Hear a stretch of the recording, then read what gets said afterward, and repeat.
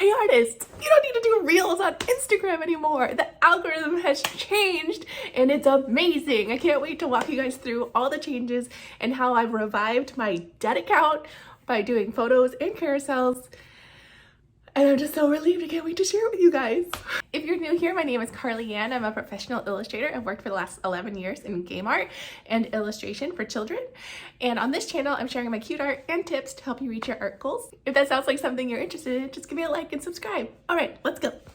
Okay, so today we're going to talk about how the algorithm has changed for 2023, how I've revived my dead account from changing what I'm doing now that the algorithm has changed. We're going to talk about whether you need reels, even though it's more balanced on the platform. Should you still do them? And hopefully I can give you some great tips so that you can start growing your Instagram too. My account is Carly Ann Creates on Instagram, and I have about 30,000. I should hit 30,000 today. In the last week, I've gotten about an extra 3,000 followers from my account that had completely died and not had any growth for 2 years. The CEO of Instagram himself came out and said that they realized they pushed video too hard, which I think all artists on the platform are like, finally, thank you for realizing this, because it was horrible. Instagram was my safe place to post happy pictures, and then it was all videos, which is great, but it's a very different vibe and too much energy, and I need some quiet time to look at photos and talk to people, and there was nowhere to go. So they've stepped back. Sorry, that might just be me. Okay, so they stepped back and it's more balanced. You can do reels if reels perform well for you or you enjoy doing them, or you can now do photos or carousels. Like a few months ago, I noticed my photos, even if it was super highly engaging and would potentially have tons of reach and shareability, got very little traction. If I did a reel, even if it was a terrible reel, it would do much better and it would reach more people. I know a lot of artists don't necessarily like making reels or seeing reels or having anything to do with reels. They just want their pretty photos. So what this means is it's now balanced. It depends more now on the quality of the content and its shareability and value than it did before. And if you want to understand more about value content, I did another video before Reels came out where I talked a lot about that, and I think it would be really enlightening. It's just I posted that about 3 months before Reels came out, so I didn't talk about Reels at all. Anyways, that's the adjustment for the algorithm. And I want to show you some of my personal posts that I think really show that this is true. Aside from the fact that I posted this on Instagram and 100 people were like, oh my God, same, I've been running into that too. Here is my recent posts, and you can see I do have a reel that did really well, but that the next ones are all photos or carousels. So this shows me that now I can choose. I can do a photo or a carousel. Now generally carousels are still better than photos just because you're more likely to spend more time looking at a carousel than you are a photo. And at least for me, a lot of times when I do a carousel, it's educational or I'm asking a question, so it's more engaging anyway than just a photo. But you can still do photos if it's really shareable and valuable, and it should still do okay. But you can see that even though I have one reel, I have a bunch of carousels and then reels again. So it's more balanced.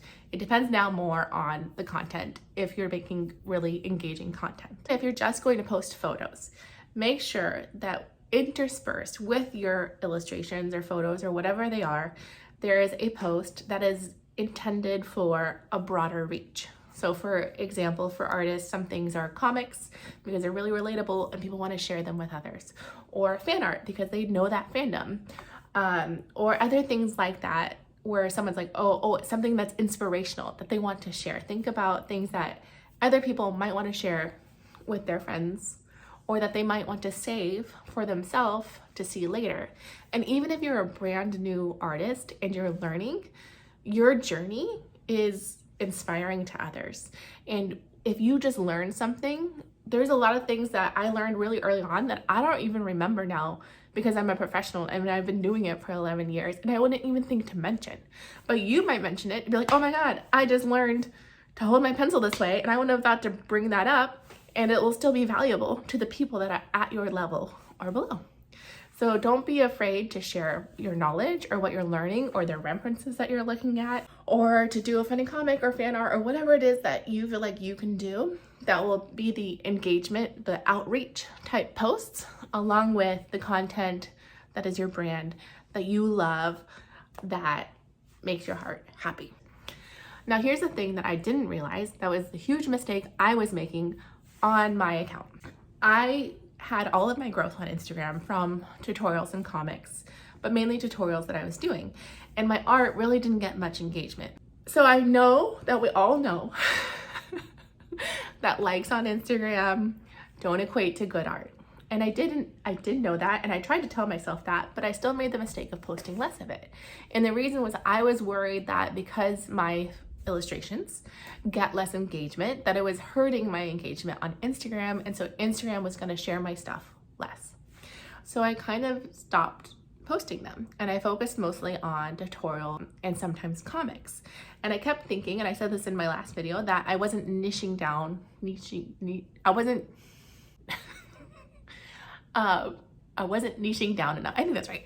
I wasn't niching down enough, and I needed to do more just tutorials or more just comics. And I was thinking that was the mistake I was making.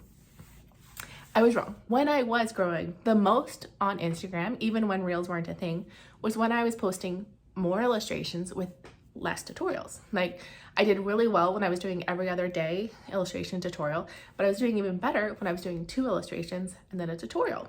But the problem was I was getting burnt out with doing that many illustrations. So it fell out, and I was just doing tutorials, and it would get lots of reach, but I would get 0 followers. And you can see from my stats, I would get like 500 followers for a week and lose 500 followers for a week. I was getting reach of like hundreds of thousands and making 0 progress. It was very frustrating. So I changed that. So now my feed is mostly illustrations with an occasional tutorial or comic, and those bring people in. So I do that to bring people in, to get engagement, to bring value, to have people see my art. And then when they come to the page, they see my brand. They see what makes me special. They see what my art really is, not just like, hey, look at me, which I feel like reels are. However, for me, doing that many illustrations, even like reposting old illustrations gets kind of tiring, and it would burn me out.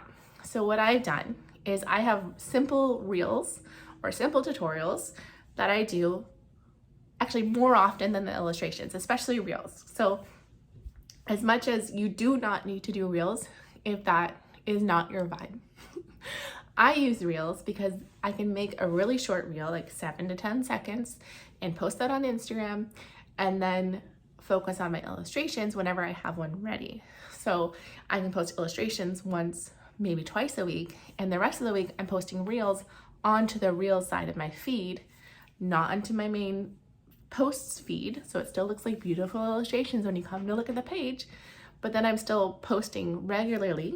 So Instagram is happy that I'm posting all the time and getting lots of engagement, but I'm not burning myself out by posting a full-fledged illustration every single day, because I am still human and that is too much to ask.